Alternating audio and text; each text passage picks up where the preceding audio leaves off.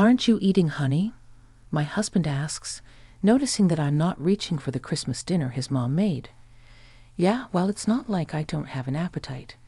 If it's really delicious, I want to dig in just like everyone else. But I know for sure there's got to be some issue with this Christmas feast. No matter how polite I am, I just can't put it in my mouth. My name is Sheila, 40 years old.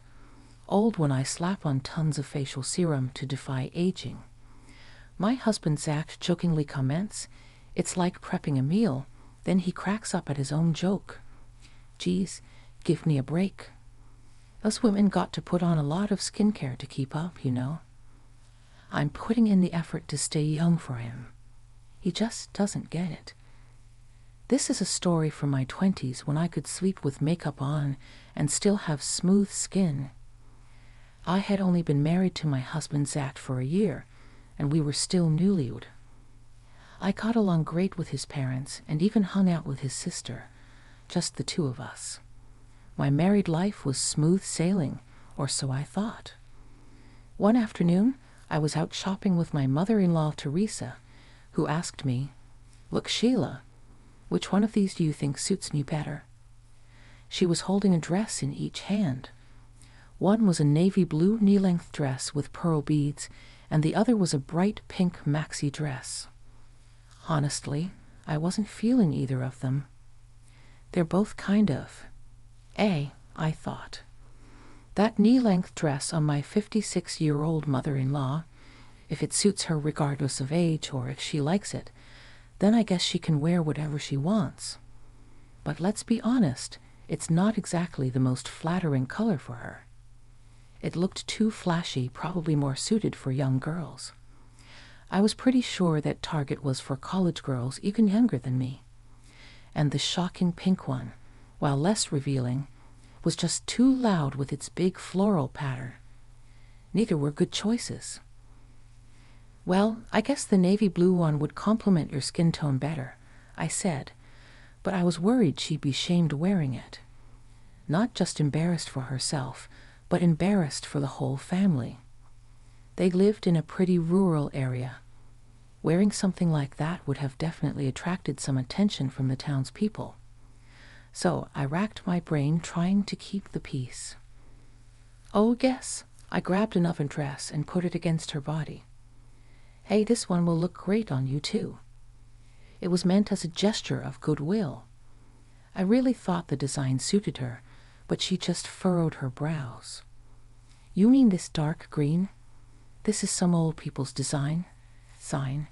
How rude. She glared at me. But the dark green was actually moss green, which was totally in that year. It was a color that could be rocked by anyone from young to older people. Plus, the design was a flowy maxi, not at all the old people's style, as she said. It had this crochet design at the hem, giving it this mature yet sexy vibe. But it just wasn't her thing. In the end, she grabbed the bright pink dress, which was like the most youthful design among the three, and headed to the register. Looking back, it was like a quiz. She already had the right answer in mind, the pink dress. I just ended up giving the wrong answer. She was someone who liked mini skirts and always went for youthful designs.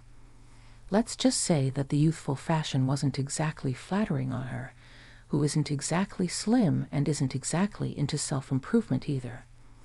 I thought it was fine if she liked it, but I kind of regretted giving my honest opinion when she asked me which one of the two. I messed up big time. After that, she started giving me cold shoulders. We used to go out together a few times a month, but those invitations stopped. She was easy to read, so I tried to reach out to her, but going out with you is exhausting, she declined. I felt like there was no way to mend things. I debated apologizing for the dress incident, but that felt disrespectful too. I was stuck on how to handle it. When I talked to Zach about it, he said, "Well, I kind of had my doubts about her fashion choices too, so it's good you gave an objective opinion." He actually seemed relieved. I was hoping for advice on how to reconcile, but that wasn't the case. In the midst of all that, we decided to visit my in-laws for Christmas. Back when things were good between us, I'd have gone without a second thought. After months of tension with Teresa, I was dreading it. However, when we arrived, they were so happy to see us. Jane looked genuinely excited to see us. "Hey, welcome back." My father-in-law, Corey, warmly welcomed us too. Teresa acted like nothing was wrong, saying, "It's been a while, just like always." I thought, phew, maybe time did heal things. But peace didn't last long. The incident happened that very night. As soon as I took a bite of the dinner Teresa made, I tasted an intense soreness. I started coughing uncontrollably. "What's wrong? Did you get the food down in your windpipe?" Jane rubbed my back, and Zach handed me water. Even Corey was like, "Take a deep breath," all worried. Teresa exclaimed, "Oh no," but the moment I glanced up, I didn't miss it. I caught a glimpse of a smirk on her lips. Everyone asked what was wrong, but I wondered if I should be honest about it. I worried about sounding like I was criticizing her cooking, but I couldn't just keep quiet either. Screw it, I thought. "Oh well, this dressing is very sour," I confessed. Zach was surprised and grabbed some spinach from my plate and tasted it, only to start coughing from the soreness too. While he was choking, Teresa cracked up. "Oh my, did I put oil and vinegar? Oh my bad." "But you didn't make a separate one just for me, did you? Normally you make everyone together and then dish it out, right? It must be deliberate, isn't it?" I couldn't say for sure, but the way she smirked said it all. The family members protested to her, saying, "Come on, taste it before serving."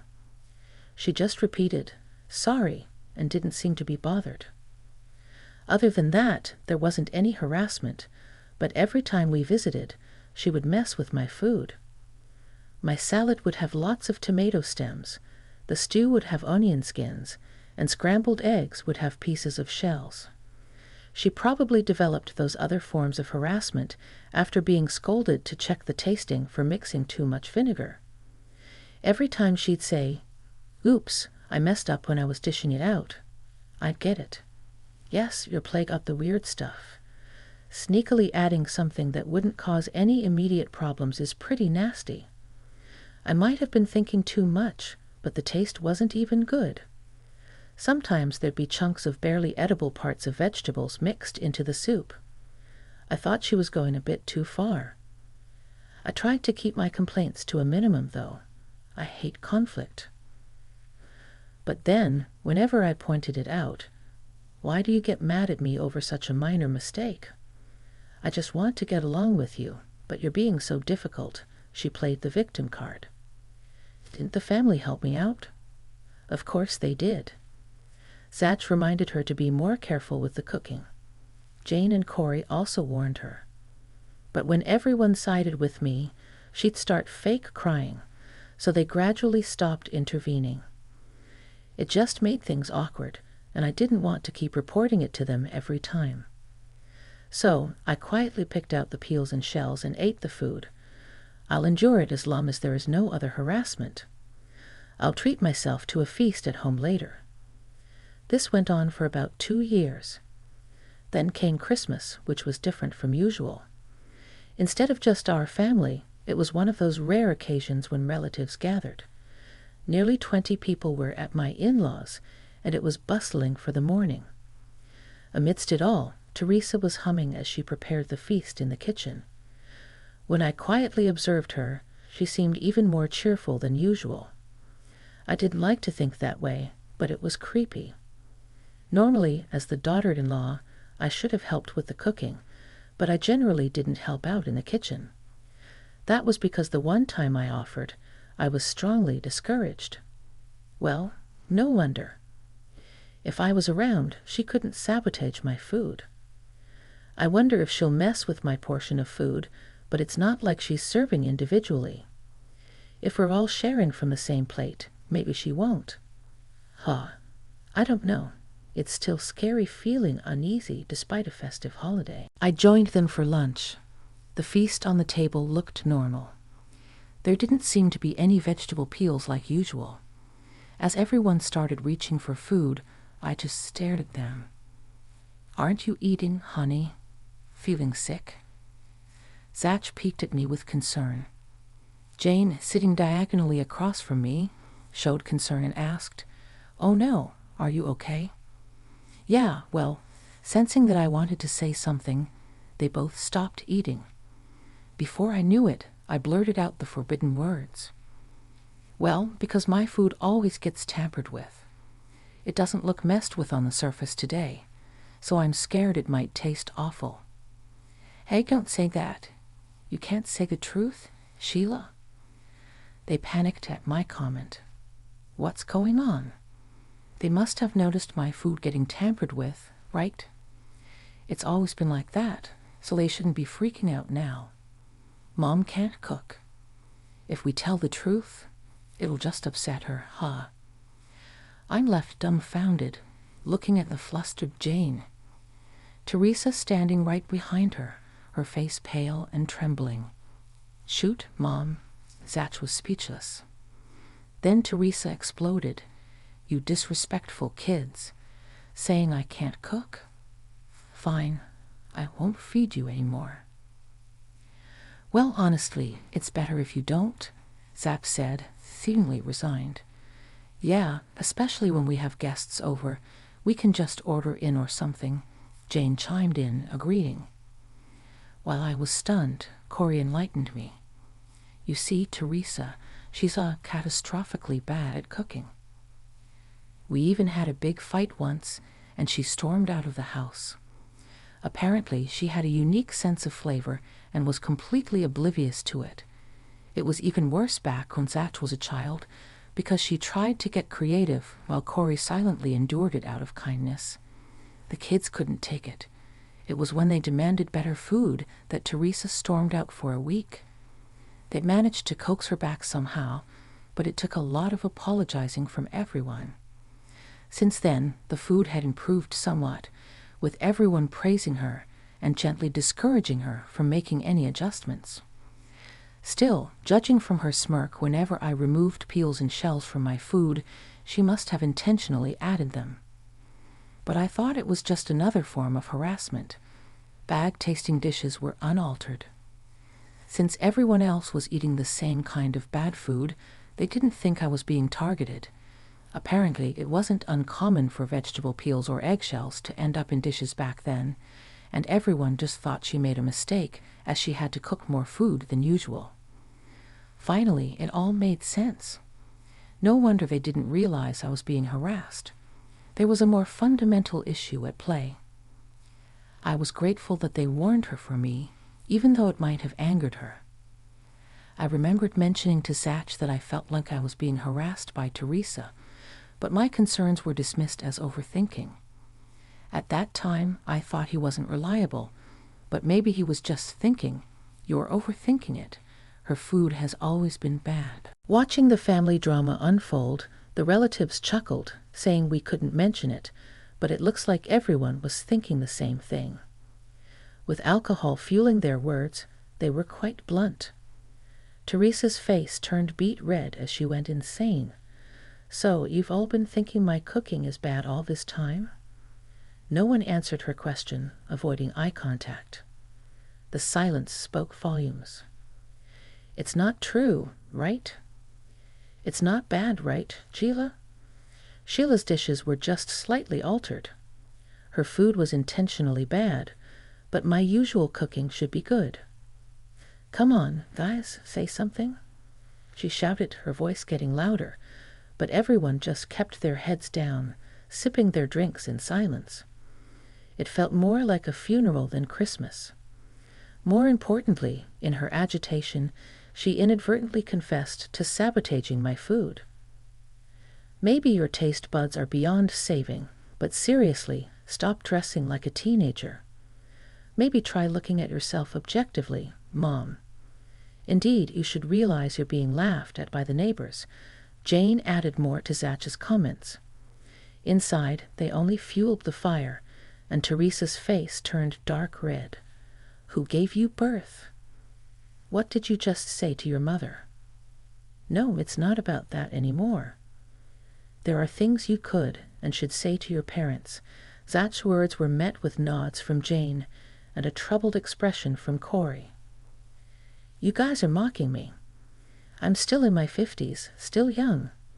Stop treating me like an old lady. Again, it's not about that. Geez, you're so hard-headed. I don't want to nitpick your fashion choices, but maybe think about toning it down a bit. Zatch let out a big sigh. The relatives seemed to agree, laughing awkwardly. What's the matter with you, and she treating me like an old lady? As the furious Teresa angrily stomped her right foot on the ground, Corey quietly approached and said, anyway, apologized to Sheila for harassing her. If she stayed silent, it would have been dismissed as the usual crappy cooking. There was no way to hide the fact that she tampered with my food. Teresa seemed to realize she slipped up just then, and her face turned from red to white as a sheet in a second. It was just a mistake, she stammered. Whether it was a mistake or not, it doesn't change the fact that you did something wrong. Why on earth did you resort to such harassment? Well, it's probably because of that, right? Sheila suggested.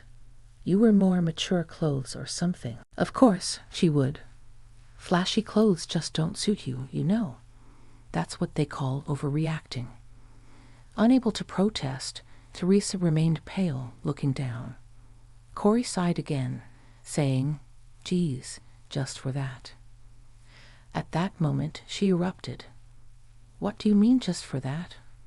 No matter how close we are, I'm still her mother-in-law. Treating me like an old lady is just rude. She didn't treat you like an old lady. She just suggested what might suit you. That's definitely not what she meant. She was looking down on me, thinking young fashion doesn't suit me. I'm not apologizing to her, she pouted childishly, turning away in defiance. Needless to say, everyone was exasperated by her immature behavior. In the end, feeling uncomfortable, the relatives quietly left that day. We also decided to cancel our stay and return home on January 3rd.